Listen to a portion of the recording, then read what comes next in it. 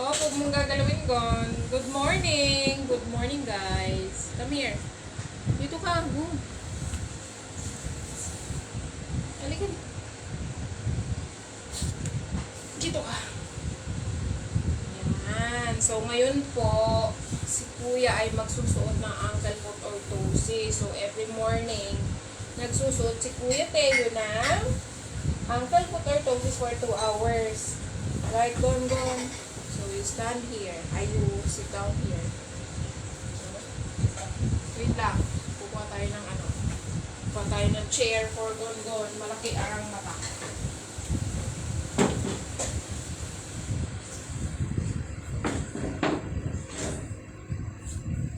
Sit down lang dyan, ha?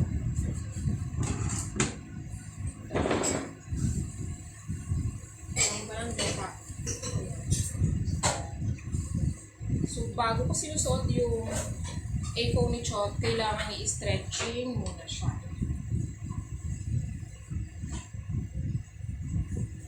16 counts lang din.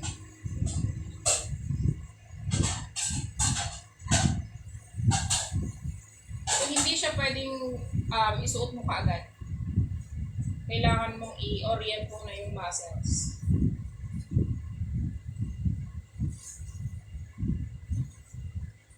May pre-stretching siya para masustain niya yung tagal ng gamit. Tapos, hindi siya para mas mas maayos yung pagsuot ng A4. So, push and pull lang. Ay, may kumakanta dito.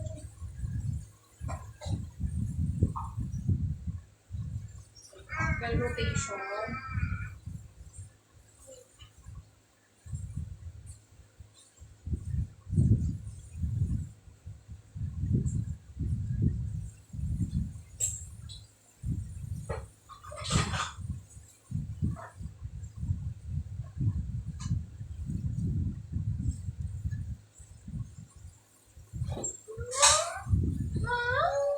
Sorry.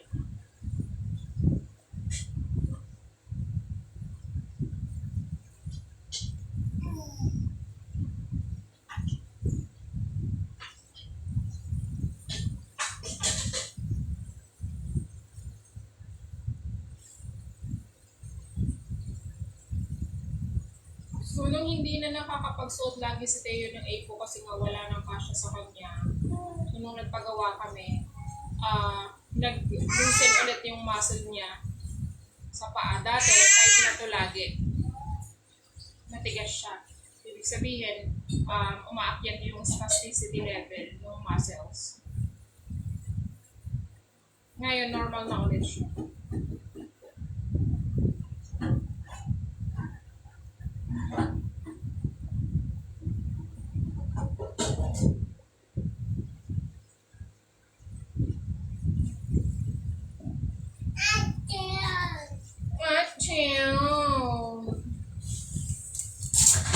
Hindi ako naglalagay ng medyas kasi para mas ma-form talaga yung paa niya at mas ma-correct. Even kung walking or standing, mas maganda yung kapit na kapit yung ankle orthosis. Unless merong meron silang allergies sa material. So makikita nyo naman yun. Kailangan lapat na lapat sa paa.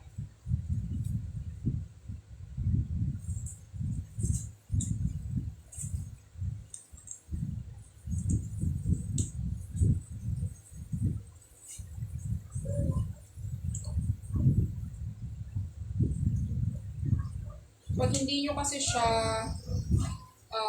pre-stretching, masasaktan yung bata. Lalo na sila may muscle function disorder or yung muscle nila. Function ng maalis. Ayan.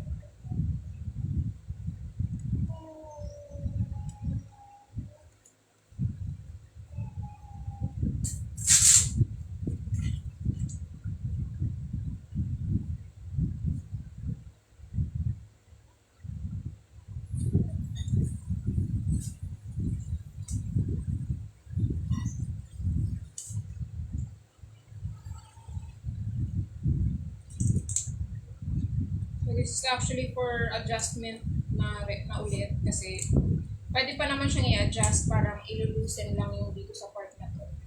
Kasi yun nga, mabilis yung makikisuot.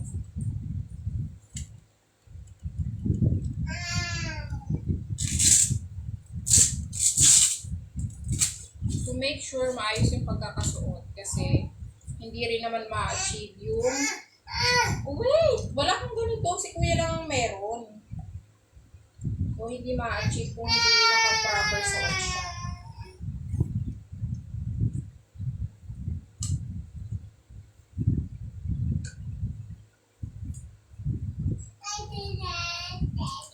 Oh, wala kang shoes. Hingin mo kay mama yung shoes mo dali. Suot ka naman. Hi, Andy. Thank you for always watching, Teo. Nanonood din kami lagi ng short vlog mo via Facebook. So, ayan.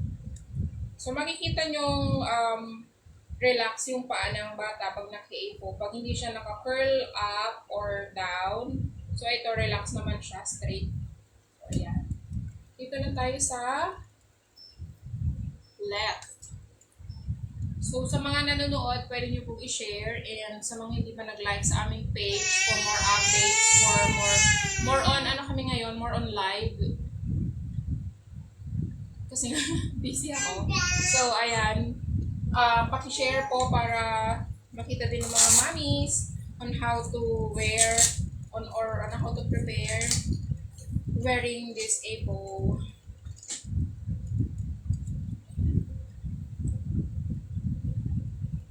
So, kung saan namin ito pinagawa, PM lang kayo sa Exceed Prosthetic and Orthotics Philippines. Sa Quezon City siya. So, kung gusto niyo magpagawa, pwede kayo mag-PM. Free assessment naman siya. So, free assessment. So, ibig sabihin, wala pong charge, wala pang babayaran during the assessment. Pero, kailangan nyo magpa-schedule, lalo na ngayong pandemic. So, kailangan kasi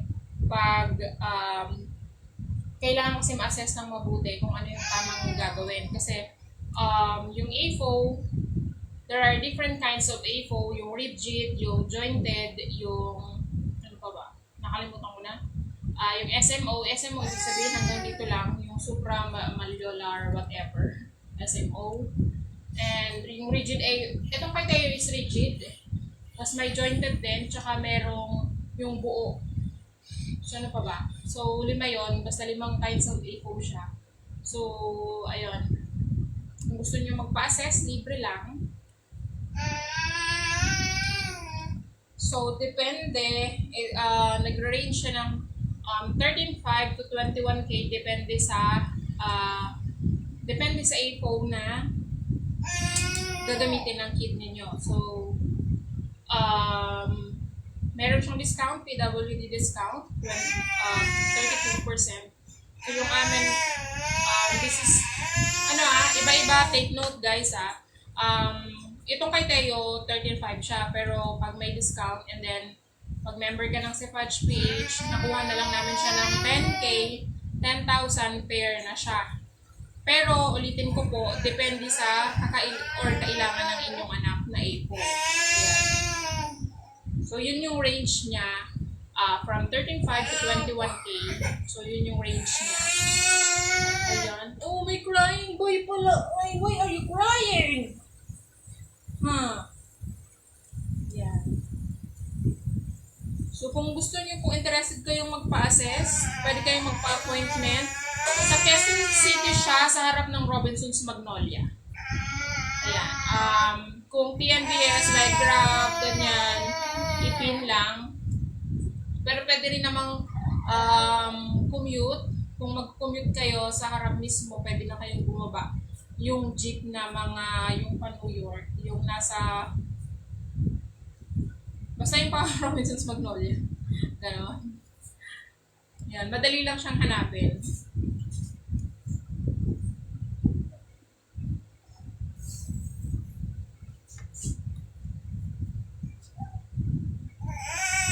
So again, pag nag-i-stretching tayo, kung nasa saan lang yung level of or capacity to stretch, hanggang doon lang, wag niyong pipilitin. Kasi itong left ni Teo, affected na rin siya ng hip dysplasia niya kasi kasama itong i-release. So medyo hindi na siya ma-straight ng maayos. Pero kayang-kaya siya. Pero pag yun nga, pag nagre-resist na yung bata, huwag niyong pilitin. So kung hanggang saan lang yung level na kaya niyang stretch, dun lang. Pag ibig sabihin, pag nag-lock na, stop na doon. May i-release na rin kasi sa leg ni Teo dito sa left. Kasi parang nag-out. Baba! Hey! We are doing live session and then you are crying. Ablashin! Ablashin ko.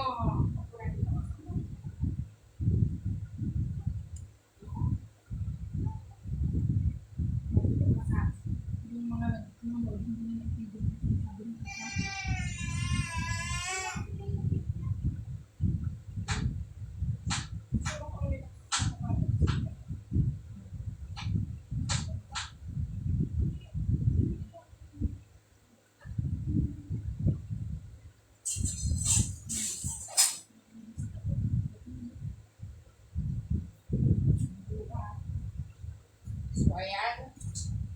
Balik tayo, balik.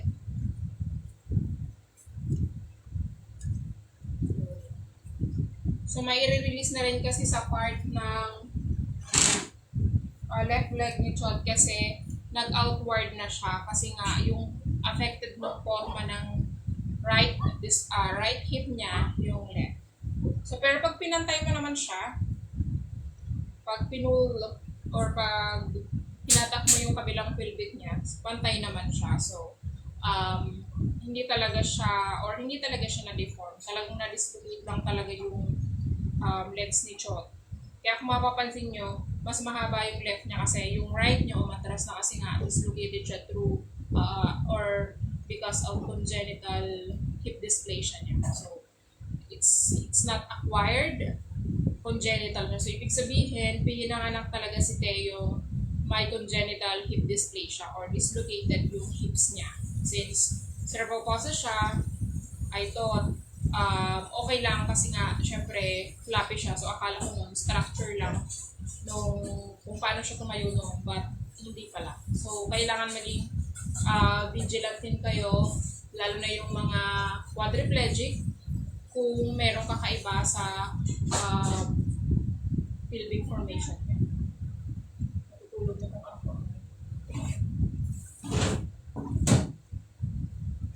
So, yan. So, after